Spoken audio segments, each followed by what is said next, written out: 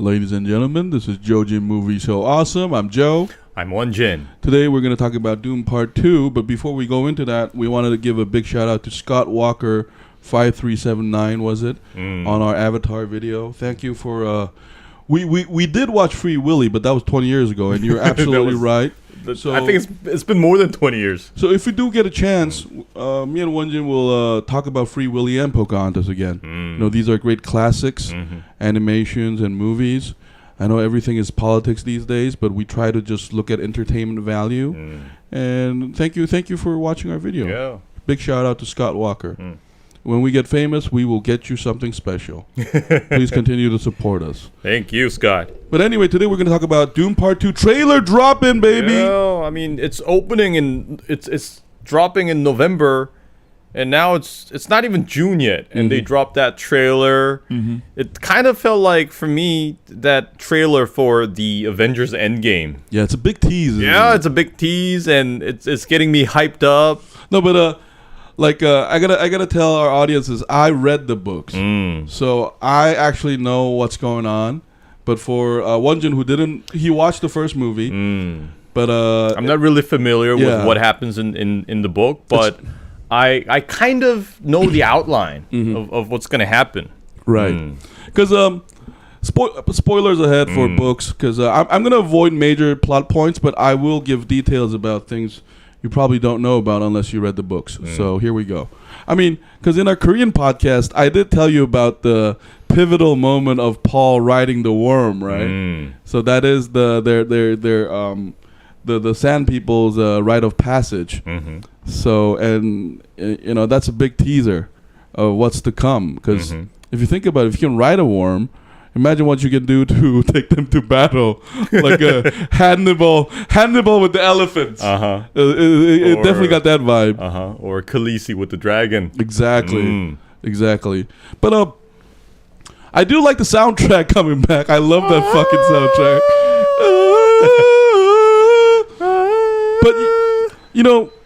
But the trailer was still pretty long. I think the movie will definitely be like at least 3 hours. But there are some new characters that I think I should explain some. Yeah, the Black Widow's sister. What's her name? Yelena? Princess Irulan. Yeah. I think. Okay. She is the daughter of the current emperor, who schemed with Harkonnen to fuck Atreides up. But if I talk more, there's gonna be spoilers, so I can't. But her narrating it is like, you know what that is? Because it's the next book. Oh. Because I gotta explain this to you. Dune. It's called Dune Part 2 because Part 1 and Part 2 is one book called Dune. But the next book is called Dune Messiah, which is half the length, by the way. But Dune Messiah is written in a way where a historian is recounting events. Oh. But she is the one that is a historian. So I don't want to explain anymore, but she plays a very important role in the next book. I see. Yeah, so the reason why, now that I explained that, the reason why it's important that she's appearing in this Dune Part 2, that means, like, I'm pretty sure Denis Villeneuve wants to make another movie. I hope so. Yeah, because I think he gained confidence after the success of the first one. Yeah, this is coming 3 years later, so it was a huge gamble, I guess. Yeah. But I think it paid off for Warner Brothers. So I'm guessing if Dune Part 2 knocks it out of the park, this trailer may be a hint that there might be another third movie. Because without giving any major plot points, the Paul Atreides saga basically ends with the next book. Because you could argue that Dune and Dune Messiah is about Paul Atreides. And the rest is like the story of his descendants. Exactly. And you know what's crazy though? This trailer didn't show their kids, but that's why this is like a May trailer for November movie. Because another thing is they didn't even show the Emperor. Christopher Walker is supposed to play that. That's what I heard. I mean, they cast Christopher Walken as the Emperor. And I think that's a very good choice. And I mean, the casting director, whoever he or she is, made some great decisions on this cast. And you know what's crazy, though? As a book reader, what's crazy is the minor characters are even appearing. that 007's wife, she's not a big character in the Dune like book, but she has a very like important scene because her and her husband they play a very important role in the next the next book. So it was kind of surprising to see her like get like screen time on the trailer. She was French. What was her name? Seydoux. Léa Seydoux. Léa Seydoux. Yeah. She has this very unique face. She's not conventionally beautiful, but like I love her like energy. You know, but what's important is you see another bald Harkonnen, right? Yeah. That guy is the guy I've been talking to you about, Feyd-Rautha.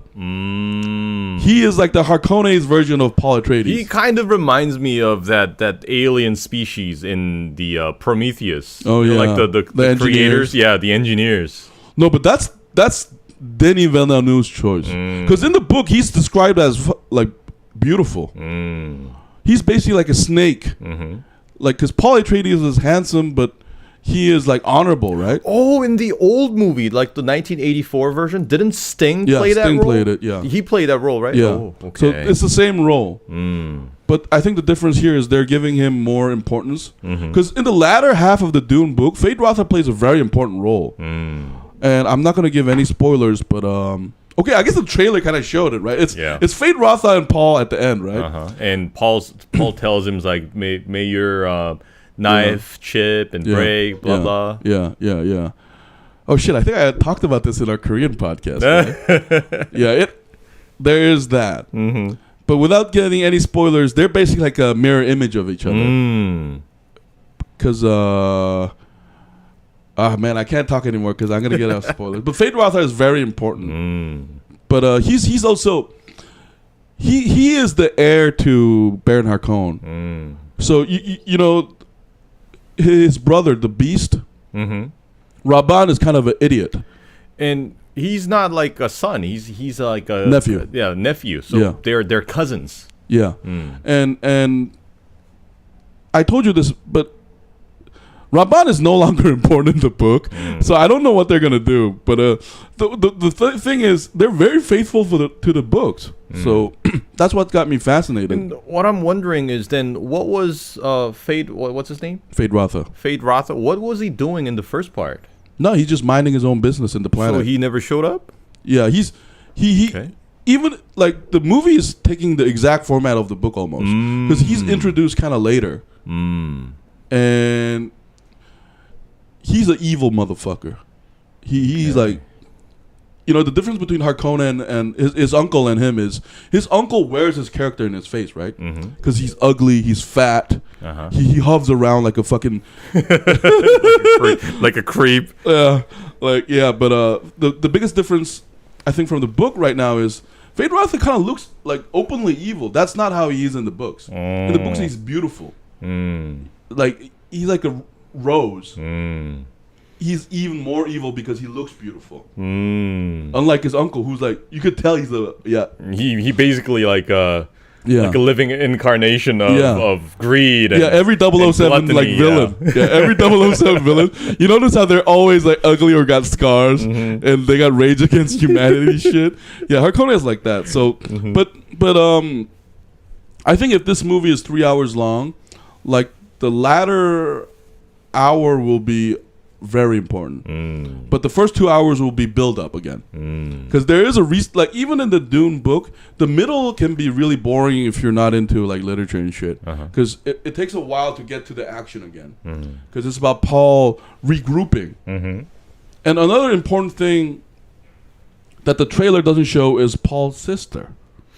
Oh, because his mother is pregnant. Yeah. And she's got that weird like characters and the like blue eyes. Tattoo and the blue eyes. Yeah. The spice. Yeah. Because this is not a major spoiler. I think in the first, like this next movie, it's gonna happen within the first 30 minutes. Like she becomes a Reverend mother for the Freeman, because they have the same almost exact identical social structure as the Bene Gesserit. So there is like a female priesthood there. But since she's so gifted, she does the blue eye thing, while she's pregnant. So that has implications, but the trailer doesn't show anything. And I also heard that Paul's sister plays a very important role as well. Very important role. Very. I wonder who's going to play the sister though.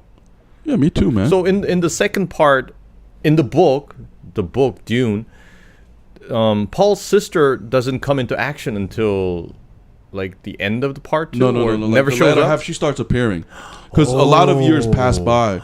Okay. So she gets born. Okay, this is a major spoiler, but I'll say this. We talked about this in the Korean podcast. She is basically a child that is like lived hundreds of generations. And from what I heard, she has all these like old souls living inside her or something. Like all these like spirits. She holds all these like memories or something. Ah, shit. Now that you say that, I gotta explain the Bene Gesserit, like, because Paul's mother, that ritual connects her to every like Bene Gesserit memory. So all past generation Bene Gesserit or Reverend Mother's memories she has. Now the problem is she was pregnant, right? So the girl, while in her belly, went through that ritual. So she's born with like memory she shouldn't have. Memory and wisdom and weird shit. Yeah, weird things. So she's like a 4-year-old that says, "You will die, son," like in like a grandma voice, and like all the Freemans get freaked out by her. What the fuck? Like what the fuck did she say? Like so she's a weirdo. So she plays a more important role. Okay, she plays a major role in this movie too, but she plays even more of a major role in the next book. But this,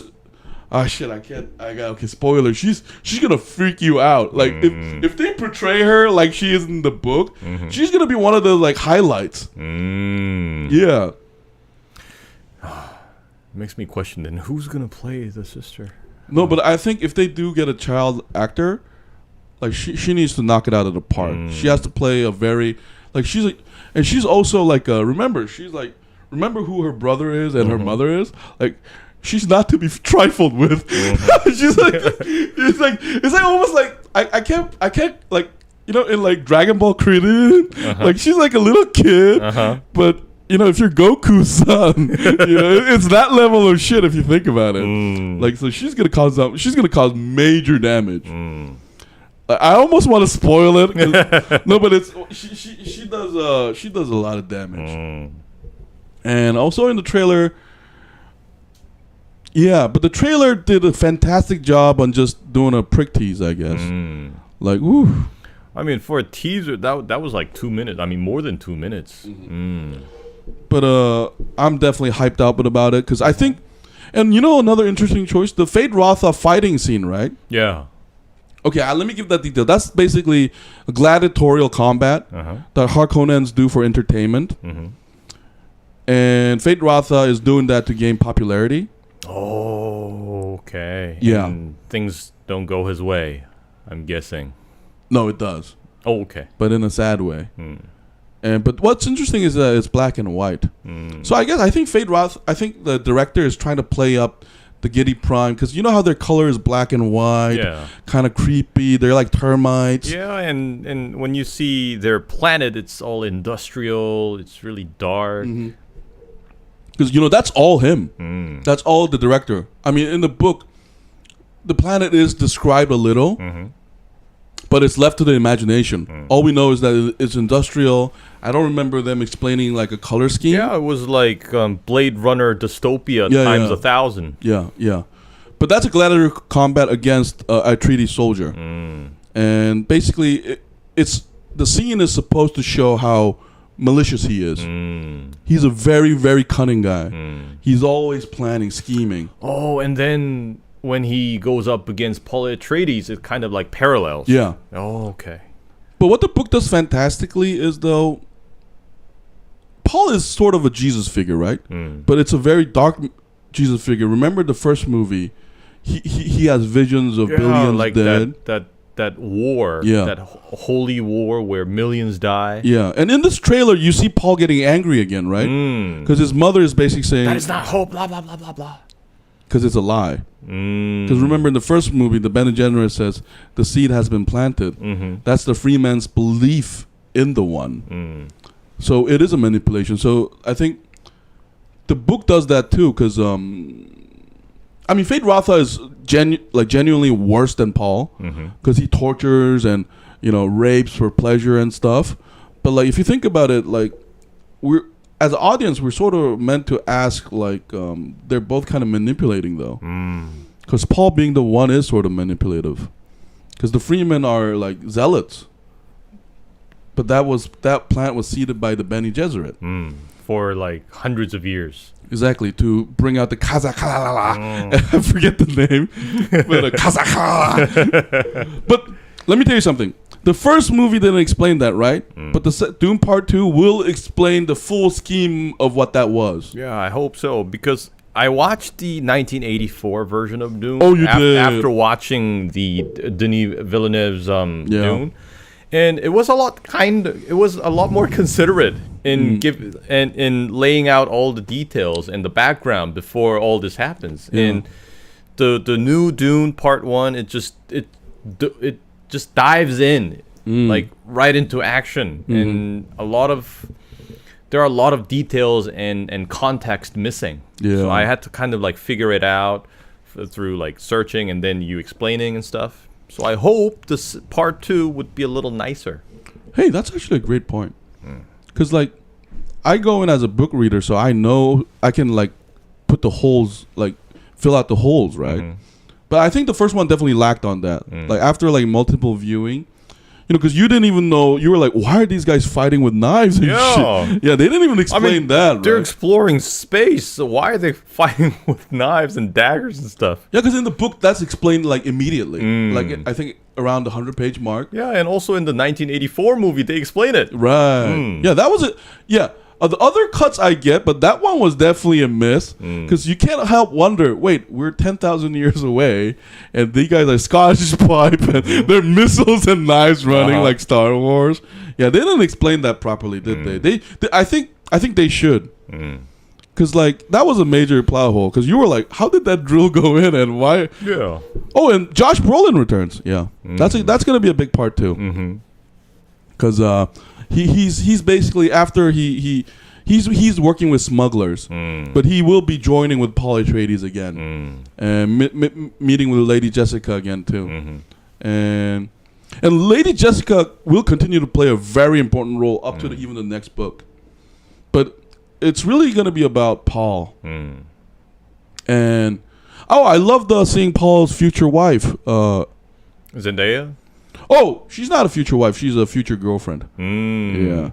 Remember, this is a huge hint, but even his father never married Paul's that's mother. true. Yeah, and he kind of regretted. Yeah. There was a line where he expressed his regrets.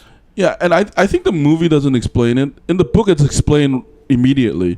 Because if he keeps her as a concubine, he is open to political marriages that he can benefit from. So this is a huge hint for the next movie, too. Because Paul, I mean, he's going to fuck up the emperor, right? So naturally, who will become the emperor? Him, right? So if you're emperor and you want legitimacy, one of the best way is marriage, right? Oh, okay. Shit, am I giving too much? God damn it. I see. I did say book spoilers, so that's the angle you're looking for. And Jessica will continue to give Paul good advice. Him and Javier Bardem's character, they play a prominent role even up to the next book. But anyway. And the part where Javier Bardem says there's no need to, what was it? Show off. We know you're brave and blah, blah, blah. Nothing fancy. I heard that what he says in that scene is like the exact line from the book. Oh, very similar. And a lot of people, a lot of Dune fans, I saw it in the comments that they love that line and they love that detail, and they love the fact that the director was paying so much attention to the original work. I would say he's almost too faithful. And he did say in like an interview, I think he's gonna show what cinema can do. So that's why I like the black and white choice for the Harkonnen and Gladiator thing, because I think he's going to do a lot of like cinematic stuff, like not just CG, but like the mise-en-scène. Remember how his use of light is always brilliant. It's kind of awesome. Like every shot, there's something beautiful about it. Okay, I would say this. I was wrong. I take that back. Then he is faithful to the book, but he puts his stamp through imagery. Remember when his father, like Paul Atreides' father, is like lying down in the dining table? That's all like the director. Yeah, that was like a Greek tragedy or something. Almost, right? Like it was like what you would see from a Renaissance painting or something. Yeah, and the symbolism is all Danny. Remember they showed the head of a bull, right? It kind of symbolizes that he has become the prey now to the Harkonnens. But the line is actually shorter than the book, though. The book usually has longer monologues. But that line was badass with the teeth, right? Yeah. So I think Denis Villeneuve, he stated multiple times that he loves the book, right? He definitely loves the book. I hope he doesn't like admire it too much, though. I do like some adventures. I mean, I guess it's always a risk then. Yeah, I mean, if he deviates too far, he's gonna face a lot of criticism from the original fans. The only deviation was remember in part 1 the female leader. Oh yeah. Yeah, that's he's not. She's a he in the book, and he's more because he's supposed to be Chani's uncle or grandfather or something, but that's all gone in the movie. So I think he did try to shorten it. But since Warner Brother gave him maybe this one's like 3 hours and 30 minutes. You never know. Maybe. I mean, right? People would expect. Yeah. I mean, I would actually want it to be longer. I mean, as long as possible. Because I mean, after watching the first one, how could you not? I mean, but him introducing all the minor characters is a show of confidence, though. And Princess Irulan showing that was like I honestly did not expect that. That's just like. Because that's just like pretty much like somebody who read the entire Dune, like I think there's 7 books. Somebody who does that, and but one of the challenges for Denis Villeneuve for if he does a Dune Messiah movie is this a very different book from the first one. I mean, I've never read it, but I mean, just by reading the summary, I can tell that it takes a very different path. Yeah. It kind of goes in a different direction. Yeah. In a sense. The first one is a mixture of Bildungsroman and like a conqueror story, right? But the next one is political intrigue. It's basically like Game of Thrones. Except nobody wins. It's fucking sad as fuck. It's really dark. But I think Denis Villeneuve might be perfect for it because the next book will introduce a lot of weird shit. Because we learn about the Dune universe, right? There's this weird, like, I forget their name, Telly whatever the fuck. There are these weird guys who make, like, AI, like, dead people alive. And they're, like, they're basically they're, like, faceless, like, face-changing mutants. Oh, and, yeah, I heard. And also another spoiler would be, would it be okay to talk about this? I mean, I heard from what I researched, through that technology, they're gonna bring what's his name back? Duncan Idaho. Yeah, Aquaman. Actually, that's not a big spoiler. Let me give you a bigger spoiler. He keeps appearing back and back. He's like an unkillable guy. But I would say this: Dune Messiah still. It gets weirder and weirder. The first. I mean, I could tell because like reading all this like summarized version of Dune, I was. There was a point where I started to ask myself, like, what the fuck? Yeah. But the next book is basically if Hamlet didn't die and he kept ruminating about his fucking, like, destiny and shit. Like, you might not, because it's like an inversion of the prophet story. Because, in religion, because I'm sure you already found the similarities, but there's a lot of similarity between the Freemen and Crusaders and Muhammad's, like, conquest, Like there are strong hints of that, right? But the biggest difference with this one is we get to actually look inside the mind of the prophet, and it's fucking sad. It's very, very, very, very sad. And the Atreides story is not a hero's journey; it's actually a tragedy. So, but anyway, oh man, I think we talked too much, man. Maybe. Right. So. We can't wait to see the finished work. I mean, I'm pretty sure it's already finished, but I just cannot wait until it's open. I'm definitely gonna watch this one in IMAX because last time I missed it in IMAX, and from what I learned, the screen is kind of like deleted if it's not IMAX. It was shot on IMAX. Yeah, you showed me that. Yeah, for the best experience, you gotta watch IMAX. And if they rescreen the first one before the second one opens, I'm definitely gonna watch it. So I'm very much looking forward to this. Yo, I'm gonna make a prediction. The last 30 minutes of this movie is gonna blow my mind because the novel is crazy. You know what's fucking crazy? Like the Dune book is like 700 pages, right? Yeah. The action in the last one is like 10 pages at most. Like, ooh, it happens so fast. But if they can make that into cinema, that shit is gonna blow our mind. Because there were a lot of hints in this trailer, and there's this huge action scene. Hey, and I hope there's at least 2 action scenes. Because I want to see more. Because Freeman, as we can tell from the first movie, are one of the most violent racists in the universe. So I want to see their action more. Because remember in the first one, Paul's vision, he has this golden armor on. Yeah, and they're all like fighting like ninjas. Oh, let me tell you something. Did you see the Freeman Special Forces? Yeah, let me tell you something. Like, I think I talked about this in the Korean podcast. But let me tell you something. There are Freeman Special Forces.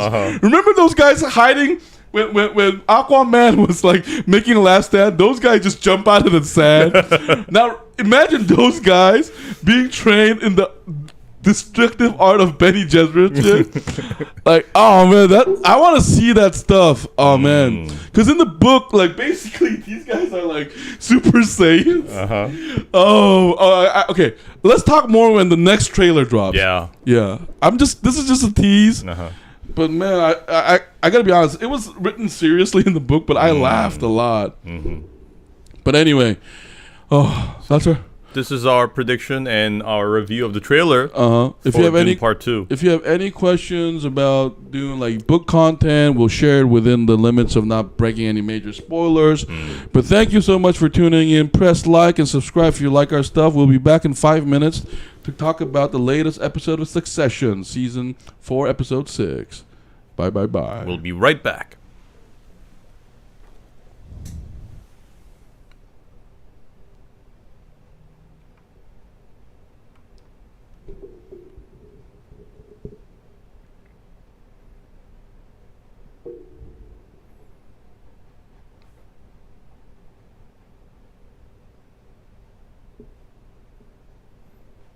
Is it off? I don't know. The delay seems longer than usual.